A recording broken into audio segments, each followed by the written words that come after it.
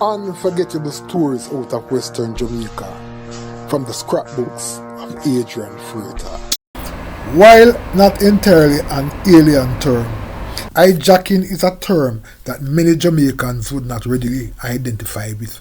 Outside of reports coming out of the Middle East about hijackings, the closest Jamaicans would probably get to hijackings was the 9/11 incident in the United States, which resulted in the bombing of the World Trade Center and the Pentagon by a group of militants from Saudi Arabia who were said to be loyal to former Al-Qaeda boss Osama bin Laden. In fact, in researching hijacking and the aviation industry, I discovered that the industry, which started in 1903 when the Wright brothers, Orville and Wilbur, marched into aviation history, when they built and flew the first aircraft that ever took to the skies, did not experience an hijacking until 1931 when armed guerrillas took control of a Pan American Grace airline in Peru. As it relates to Jamaica, it took the nation by great surprise when Jamaica landed on the hijacking radar on April 19, 2009, when a native of Montego Bay, who was later identified as 21-year-old Stephen Fray, illegally took charge of a canned flight at the Sangster International Airport in Montego Bay and held the passengers and crew at gunpoint until they were rescued by members of the security forces. In writing that story and doing some research, it came to my attention that it was not the first time that someone had tried to hijack a plane in Jamaica. Research shows that on January 3, 1974, an attempt was made to hijack an Air Jamaica plane at the Norman Manley International Airport in Kingston. The report stated that a 17-year-old Cuban boy boarded an Air Jamaica flight that was destined for Detroit in the United States. Before the flight took off, he brandished an object which he claimed was a grenade and demanded that the flight be diverted to Miami. However, he was overpowered and the item taken away from him. It turned out not to be a grenade but a piece of board wrapped in a piece of cloth.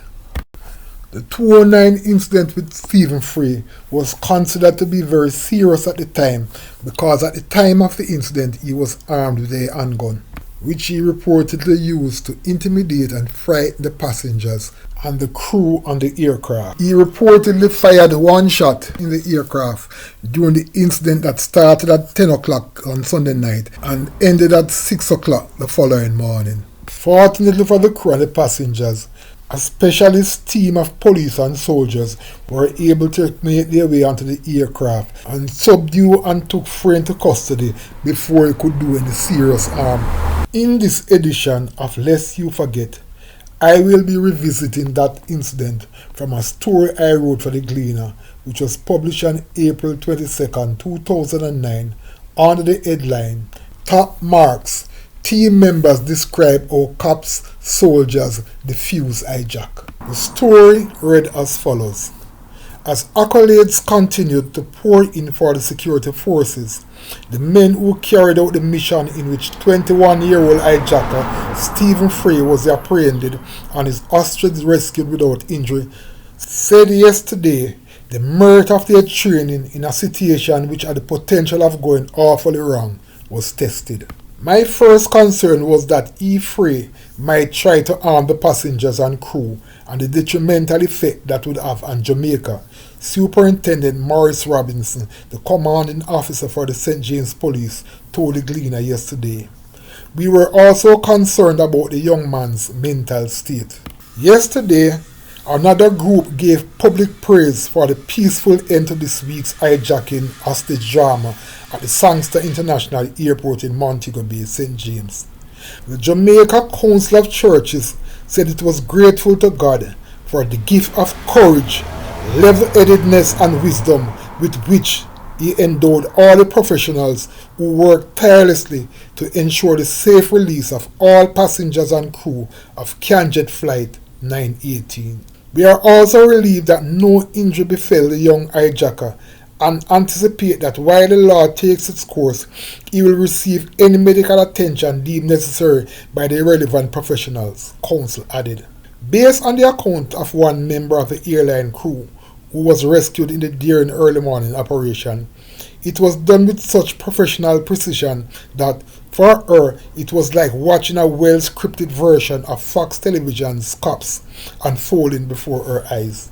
After failed attempts by family members and a police negotiating team led by Assistant Commissioner of Police Paul Ferguson and Police Chaplain Reverend Courtney Walters to get Fray to abandon his plan to be flown to Cuba, the decision was then taken to challenge the hijacker and rescue the hostages. Once the decision was made to storm the aircraft, personal safety became secondary to the national interest, as it became apparent that it was a mission in which failure was not an option. We went into the plane via the pilot's window and hid in the aircraft, said a member of the rescue team who preferred not to be identified. A family member was then brought on board to speak to Fray as a form of distraction. While an agitated Fray was speaking to the family member, members of the police military rescue team quickly moved into place, crawling on their stomachs towards the back of the aircraft where Fray and the hostage were located. When we got close enough, we realized that the gun he had in his possession was tucked in his waistband, said the lawman. At a prearranged signal, a member of the team rushed him and we all joined in and overpowered him. Like the aircraft crew members who praised the execution of the rescue, Robinson was also quite impressed with the professional manner in which the situation was handled. I felt a certain sense of awe and satisfaction to know that we have in Jamaica the persons capable of carrying out these complex maneuvers, said Robinson. ACP Denver Freighter, the commanding officer for Air Run, is relieved that no one was injured. The suspect was arrested and the weapon recovered. I want to thank the team, police and military, the airport staff, private security companies and members of the community who all assisted in the operation, said Freighter. In giving the current status of the investigations, Freighter said a team comprising members of the Organized Crime Division, Major Investigation Task Force, and Senior Superintendent Calvin Benjamin from CIB Headquarters had joined the local investigation headed by Superintendent Clinton Lane and Deputy Superintendent Michael Garrick. Subsequent to the publication of that Gleaner story, Fray was arrested and charged with illegal possession of a firearm, shooting with intent, robbery with aggravation, assault at common law, and breaches of the Airport Act. Despite being diagnosed as being grossly psychotic, Fray was nonetheless sentenced to 70 years in prison. However, after 10 years, he was released in the custody of his family and has since fallen off the radar. In looking back at that incident, it was definitely one of those unforgettable stories out of Western Jamaica. Unforgettable stories out of Western Jamaica from the scrapbooks of Adrian Freighter. Before you go, please remember to subscribe.